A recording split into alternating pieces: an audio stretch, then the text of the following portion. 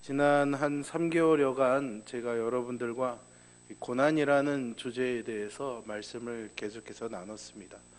물론 인생의 큰 무거운 짐을 지고 가시는 분들도 있었을 테고 그냥 평탄하고 평화로운 삶을 사신 분들도 있었을 것입니다. 제가 이 주제로 여러분들과 말씀을 나눈 것은 고난과 역경을 잘 이겨내자라는 그런 취지도 있지만은 어떤 형편과 상황에서도 하나님을 바라보는 그 믿음의 시선을 결코 흔들리지 말자, 하나님을 신뢰하자라는 그 마음을 나누고 싶었습니다. 처음 이 말씀들을 준비하면서 하나님이 저에게 주신 마음은 나만 믿으면 돼, 나만 신뢰해.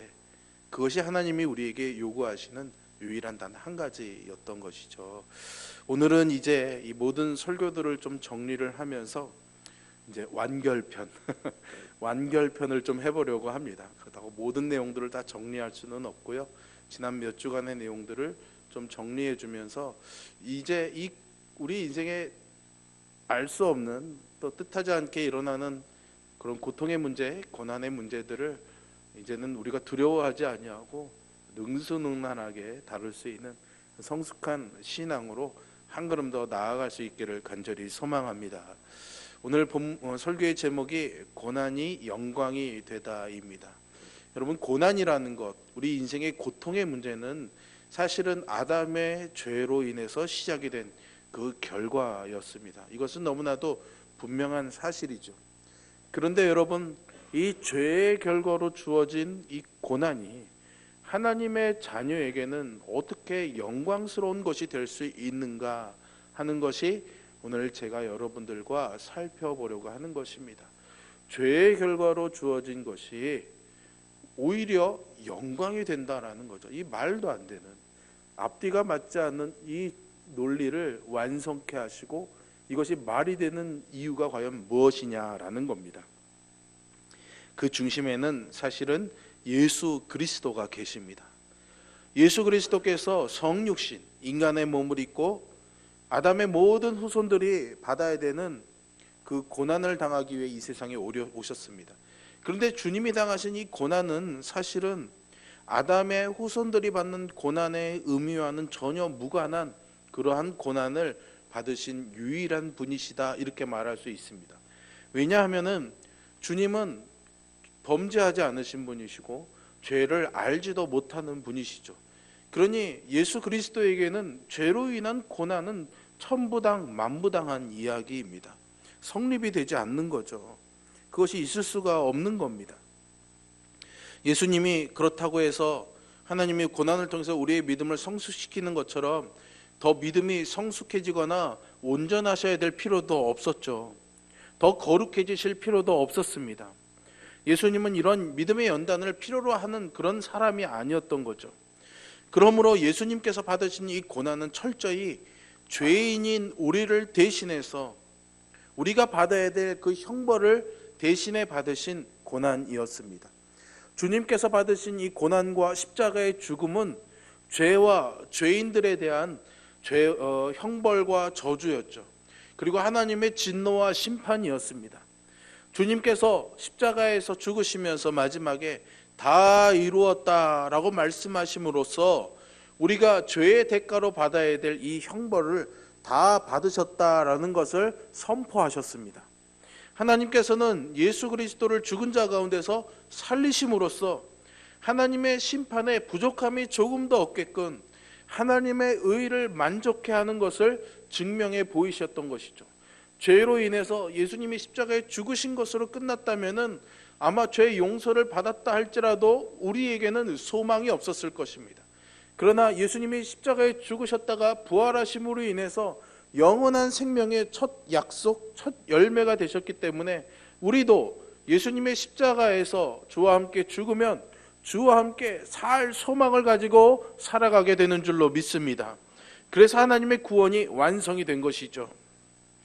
예수님께서는 성부 하나님께서 택하신 하나님의 자녀들에게 죄의 형벌로서의 고난과 죽음을 조금도 남기지 아니하도록 하나님의 진노의 잔을 조금도 남김없이 다 받으신 것입니다. 예수님은 부활로서 마지막 원수인 죽음까지도 이겨내셨죠. 이것이 하나님의 자녀들에게는 더 이상 죄에 대한 형벌로서의 그런 심판이나 고난이 존재하지 않게 된 근거입니다. 그래서 그리스도인에게 고난은요, 죄의 형벌이나 저주가 아니라 자기 백성을 믿음으로 연단하고 그들을 거룩하게 길러내시는 하나님의 영광스러운 도구가 되는 것입니다. 여러분, 이게 좀 이해가 되십니까?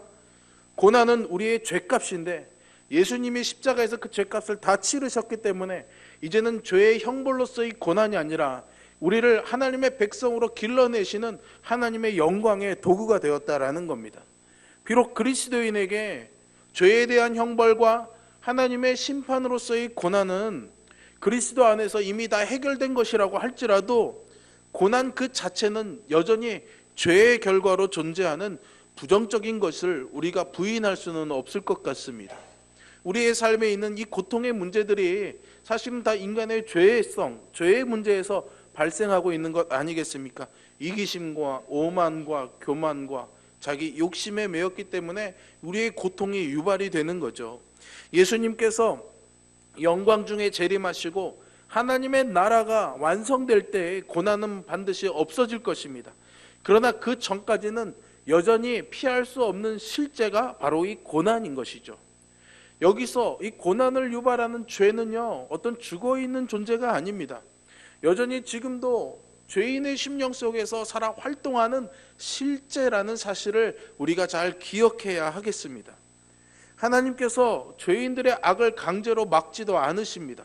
그래서 죄는 이 세상에서 더 활동적이기도 하고요, 때로는 역사 속에서 상상할 수도 없는 그런 극악무도한 일이 너무나 자주 일어나고 있는 것이죠.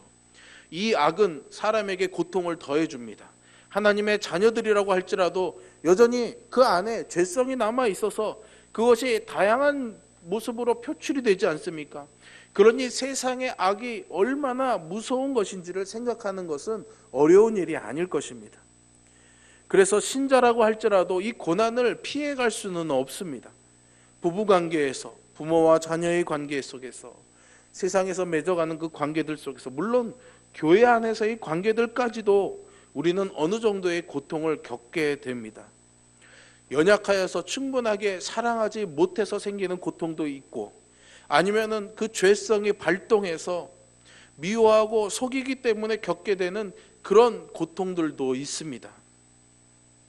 여전히 죄와 무관하지 않은 이 고난이라고 할지라도요, 그것을 우리의 믿음을 연단하고 우리를 거룩한 백성으로 길러내시는 그 과정으로 하나님께서 선하게 사용하신다면은 얼마나 우리가 이 하나님의 선하심을 찬양할 것인가. 찬양하지 않을 수가 없는 것이죠.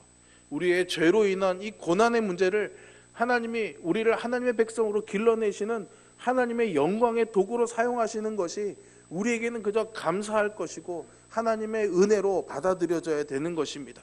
그렇기 때문에 우리는 하나님의 선하심을 찬송하지 않을 수가 없는 겁니다. 욥이, 다윗이, 하박국이, 구약의 많은 신앙의 선진들이, 역사 속의 많은 믿음의 선배들이 고난 속에서도, 극한 고통 속에서도 하나님을 찬양할 수 있었던 이유는 바로 여기에 있는 겁니다. 비록 우리가 겪고 살아가는 모든 고난의 목적을 우리가 다 일일이 알지는 못한다고 할지라도 감사할 이유가 여기에 있는 것이죠. 이것은 그리스도인이 하나님의 선하심을 알고 믿기 때문에 드리는 감사인 것입니다. 그러기에 감사는요, 사실은 선제적인 감사가 되어야 되는 겁니다. 무슨 말이냐? 무언가를 받았기 때문에, 무언가를 누리기 때문에, 어떤 성취를 얻었기 때문에 그 결과로 인한 감사가 아니라 사실은 어떤 결과가 주어지든지 어떤 형편이 있든지 간에, 그것이 성취되든지 안 되든지 간에 하나님의 선하심을 신뢰한다면은 우리는 믿음을 가지고 하나님께 먼저 감사할 수가 있는 것이죠. 그래서 감사는 곧 믿음입니다. 믿는 만큼 감사하는 것이지 누리는 만큼, 성공한 만큼 감사하는 것이 아니라는 거예요. 여러분, 제가 작년에도 추수감사절 때 여러분들과 말씀을 나누었지만, 이 추수감사절에 시작이 된 청교도들이 미국 대륙에 넘어가서 그들이 농사를 잘 지어서 정말 풍성한 곡식을 거두었기 때문에 감사한 것이 아닙니다. 그들에게는 여전히 인디언의 위협이 있었고요, 풍토병의 위험 속에서 수많은 동료들이 죽어나갔습니다. 그들의 손에는 사실 겨우 근근히 먹고 살아갈 몇 개의 곡식밖에 없었던 거죠. 그러나 하나님께서 이만큼의 곡식을 거두게 하신 것은 하나님이 우리를 여기서 살게 하도록 인정해 주셨다, 하나님이 여기까지 우리와 함께 하셨다라는 그 믿음이 있었기 때문에 드리는 추수의 감사였던 것입니다. 여러분, 세상의 것으로 채워지는 것으로 만족하며 살지 마시기를 바랍니다. 그것만의 감사로 살아가지 마시기를 바랍니다. 우리에게는 보이지 않는 하나님의 은혜의 풍성함이 있습니다. 그것은 영원하고 무궁한 것입니다. 그것을 보는 성도, 그것을 보는 신자, 그것을 바라보는 하나님의 자녀들은 세상의 것 속에서 감사를 찾지 아니하고 보이지 않는 그 하나님의 은혜를 바라보며 감사하며 살게 되는 것이죠. 저와 여러분에게 이러한 믿음의 감사가 있기를 주님의 이름으로 축원합니다. 그러므로 하나님의 자녀들에게 남아있고 주어지는 고난은 형벌로서의 고난이 아니라는 것을 여러분 꼭 기억하시기를 바랍니다. 우리의 죄 때문에 생기는 고난도 있지만 하나님이 그것을 선하게 사용하셔서 우리를 연단하시는 거죠. 비록 이 땅에 사는 동안 우리의 구원이 완성되기 전까지는 여전히 우리는 이 고난과 죽음을 피해갈 수는 없을 것입니다. 하지만 우리에게 주어지는 이 고난과 죽음의 의미를 우리가 다르게 받아들일 수는 있습니다.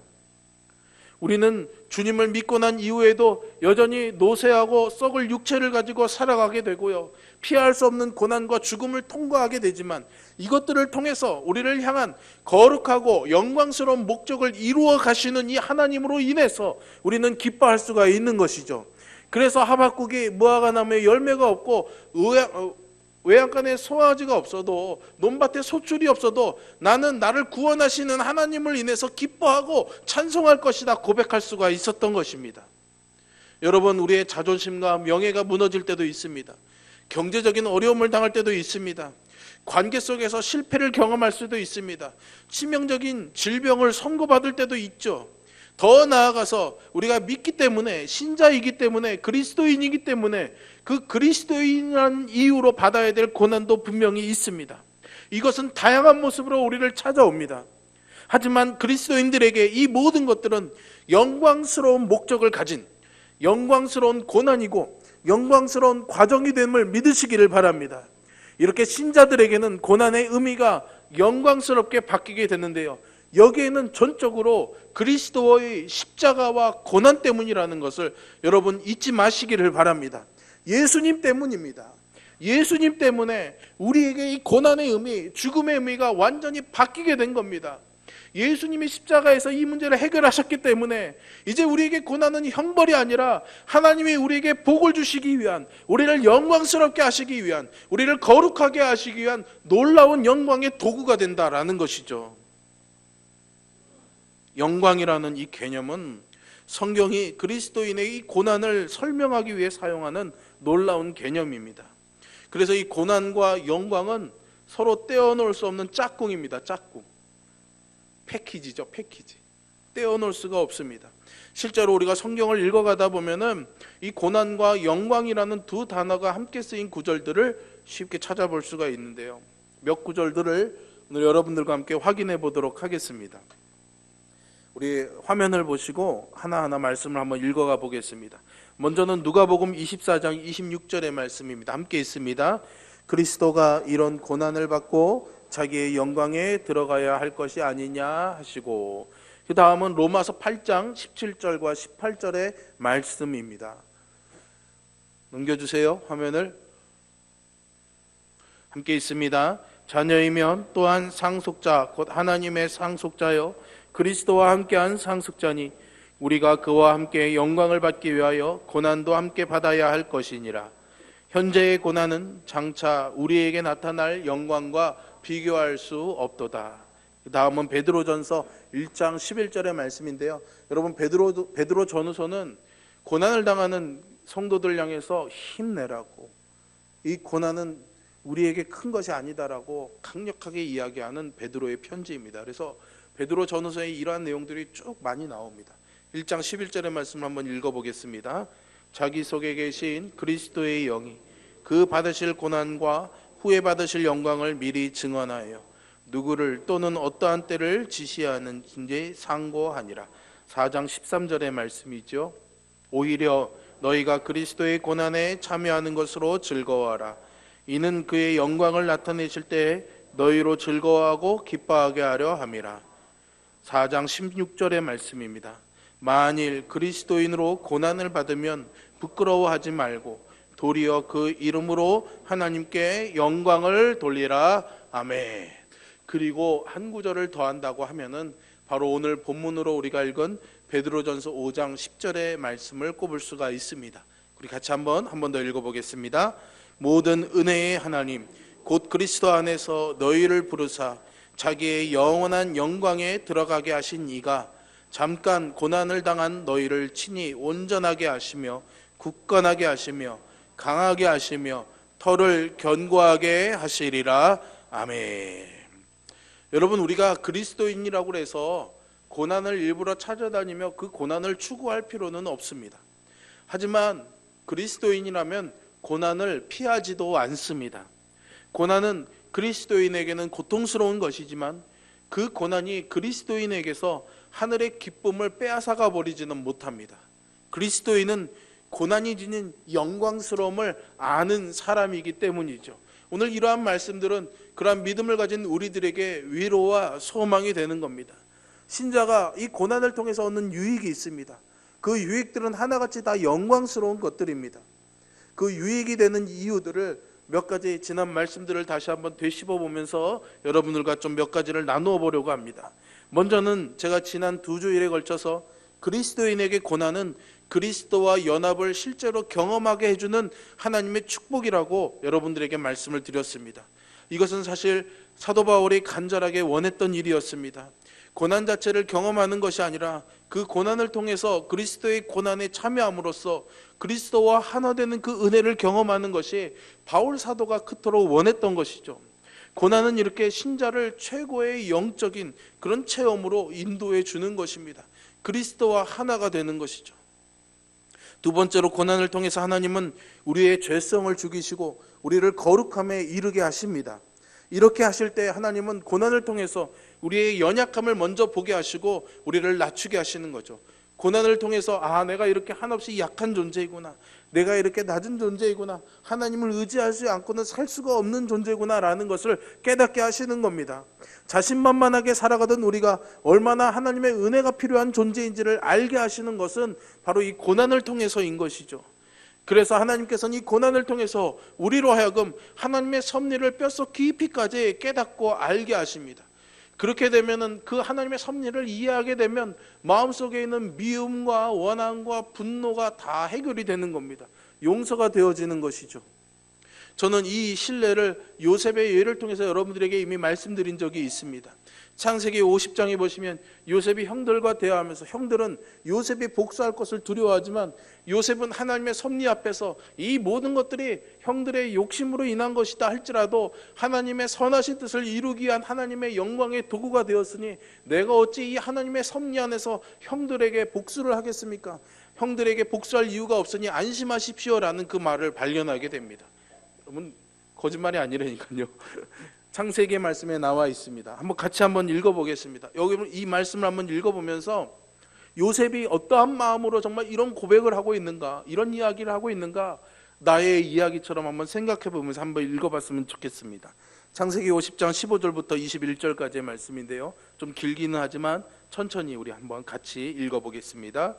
요셉의 형제들이 그들의 아버지가 죽었음을 보고 말하되 요셉이 혹시 우리를 미워하여 우리가 그에게 행한 모든 악을 다 갚지나 아니할까 하고 요셉에게 말을 전하여 이르되 당신의 아버지가 돌아가시기 전에 명령하여 이르시기를 너희는 이같이 요셉에게 이르라 내 형들이 내게 악을 행하였을지라도 이제 바라건대 그들의 허물과 죄를 용서하라 하셨나니 당신 아버지의 하나님의 종들인 우리 죄를 이제 용서하소서 하며 요셉이 그들이 그에게 하는 말을 들을 때에 울었더라.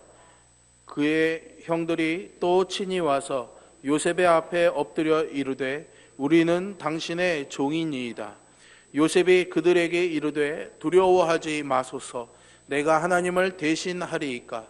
당신들은 나를 해하려 하였으나 하나님은 그것을 선으로 바꾸사 오늘과 같이 많은 백성의 생명을 구원하게 하시려 하셨나니 당신들은 두려워하지 마소서. 내가 당신들과 당신들의 자녀를 기르리이다 하고 그들을 간곡한 말로 위로하였더라. 아멘. 여러분, 분노와 증오와 미움은 사실은 본인을 망가뜨리게 합니다. 마음을 무너뜨리게 하죠. 그런데 하나님의 섭리를 깨달으면 그 분노와 증오와 믿음이 자신을 더 이상 망가뜨릴 수가 없습니다. 이와 같이 고난을 통해서 하나님의 섭리를 깨닫는 것은 이러한 요셉의 용서를 우리의 삶에도 가능하게 하는 것이죠.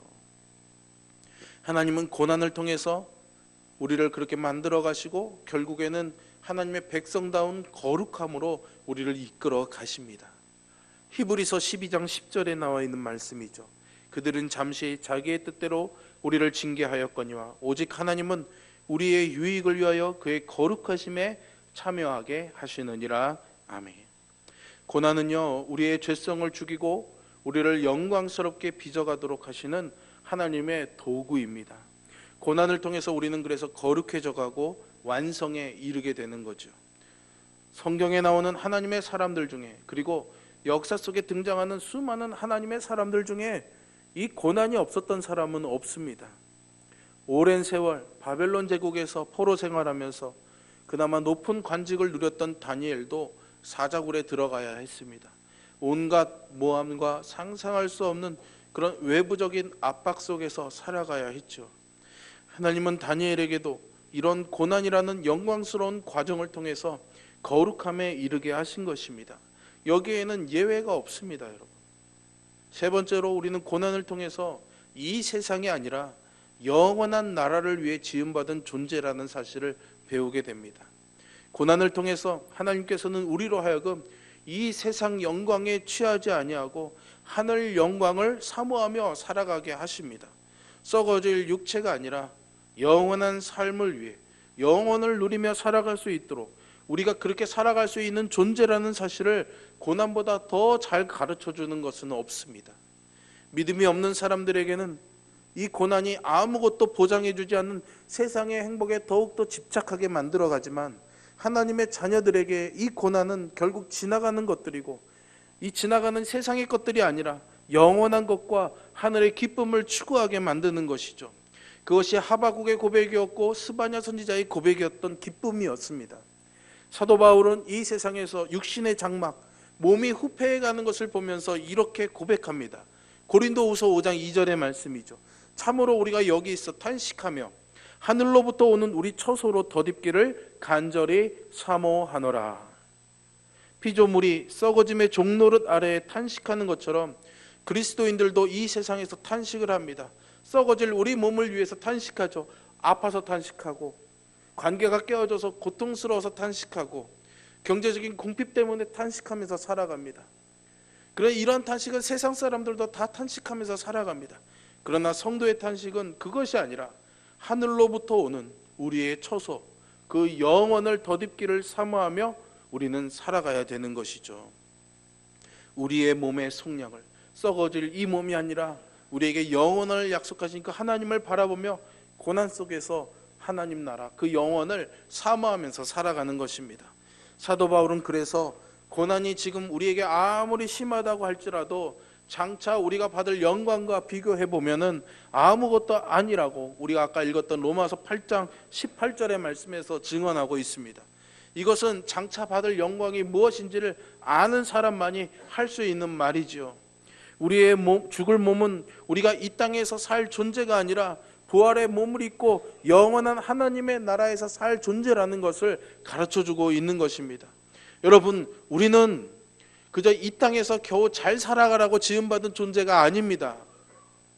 우리는 영원을 위해서 지음받은 존재라는 사실을 기억하시기를 바랍니다. 그러면 우리가 이 땅에서 썩어질 것을 위해서 사는 존재가 아니라는 것이 분명해지죠. 그래서 우리는 영원을 사모하면서 살아야 되고 영원을 바라보면서 지금의 썩어질 몸에 당해지고 있는 이 고난을 견뎌낼 수가 있는 것입니다. 그것이 우리에게 소망이 되는 것이죠. 그래서 사도 바울은 고린도 교회 성도들에게 고린도후서 4장 17절에서 이렇게 증언합니다. 우리가 잠시 받는 환난에 경한 것이 지극히 크고 영원한 영광에 중한 것을 우리에게 이루려고 한다라고 말이죠. 이것은 세상을 살아가는 모든 사람들에게 적용될 수 있는 말이 아닙니다, 여러분. 그리스도께서 위하여 죽으신 하나님의 자녀들에게만 적용되는 말입니다. 여러분들에게만 주어진 하나님의 은혜인 줄 기억하시길 바랍니다. 현재 우리가 그리스도인으로서 받고 살아가는 고난은 하나도 예외 없이 장차 우리가 누릴 영광을 성취해가는 과정인 것이죠. 그래서 고난은 영광스러운 과정이라고 말할 수 있는 겁니다. 오늘 읽은 본문에서 사도 베드로를 통해서 성령께서 우리에게 하시고자 하는 말씀이 바로 이것입니다. 모든 은혜의 하나님 곧 그리스도 안에서 너희를 부르사 자기의 영원한 영광에 들어가게 하신 이가 잠깐 고난을 당한 너희를 친히 온전하게 하시고 굳건하게 하시며 강하게 하시며 터를 견고하게 하시리라. 아멘. 이 말씀을 보면 우리가 할 수 있는 게 아무것도 없습니다. 우리를 하나님의 자녀로 부르신 것도 하나님의 부르심의 은혜인 줄로 믿습니다. 그 은혜는 우리로 하여금 하나님의 영광에 들어가게 하시는 건데 그것도 그리스도 안에서 우리 안에 이루어지는 것입니다. 또 하나님께서 그러한 과정 속에서 우리에게 고난을 허락해 주시는데 그것은 잠깐의 것이라는 거죠. 왜 그럴까요? 우리를 온전하게 하시려고 하는 겁니다. 우리를 굳건하게 하시려는 겁니다. 우리를 강하게 하시려는 겁니다.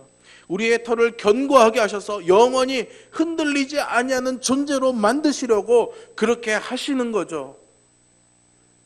그리고 하나님께서 우리를 붙잡아 주십니다. 그런 우리를 그냥 내버려 두지 아니하시고 네가 한번 잘 견뎌봐. 네가 잘 견뎌야 돼. 혼자 일어날 줄 알아야 든든하지. 이렇게 내버려 두지 않으십니다. 하나님은 그런 우리를 따뜻하게 안아주시고 힘이 없어 주저앉아 버리는 우리들을 일으켜 세워주시는 하나님이 되어주십니다. 야곱이 씨름해서 제가 말씀드렸잖아요. 환도뼈가 부러져서 씨름할 수 없는 야곱이 밤새도록 견디고 하나님과 겨루어 이긴 것은 그를 붙잡고 계신 하나님 때문이었습니다. 하나님이 그의 허리춤을 붙잡고 있었기 때문에 그가 견딜 수 있었던 것이죠. 여러분이 믿음으로 고난을 견디는 것 같지만 그것을 견디게 하는 것도 하나님의 은혜인 줄 믿으시기를 바랍니다. 그러니 우리가 견디려고 여러분 이를 악무실 필요가 없어요. 이를 악물고 애쓰지 마세요, 여러분. 그래도 못 이깁니다. 우린 그런 존재예요. 약한 존재예요. 아무리 다짐하고 아무리 결심하고 괜찮아 좋은 일이 있을 거야 아무리 되뇌어도 우리는 이겨낼 수 있는 존재가 아닙니다. 우리는 그냥 하나님께 매달려 있어야 됩니다. 하나님만 바라봐야 됩니다. 그러면 견뎌지는 겁니다. 그러면 이겨내는 것이죠. 이걸 하나님이 가르쳐 주시는 거죠. 그게 우리가 성숙해 가는 것이고 그게 우리가 거룩해지는 길입니다, 여러분. 그래서 시편 기자는요 이렇게 고백합니다. 시편 119편 67절 68절의 말씀입니다. 고난당하기 전에는 내가 그릇 행하였더니 이제는 주의 말씀을 지키나이다. 주는 선하사 선을 행하시오니 주의 율례들로 나를 가르치소서. 아멘. 여러분 같이 한번 읽어볼까요? 다시 한번 같이 읽어보겠습니다. 시작. 고난당하기 전에는 내가 그릇 행하였더니 이제는 주의 말씀을 지키나이다. 주는 선하사 선을 행하시오니 주의 율례들로 나를 가르치소서.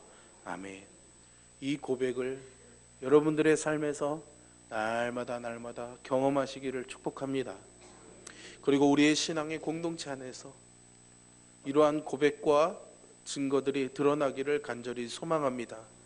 어떤 세상적인 성공과 성취를 이룬 것이 자랑이 아니라 고난 가운데 있을지라도 이 고백을 하고 있는 성도가 있기에 우리 교회가 복된 교회, 자랑스러운 교회가 되기를 간절히 소원합니다.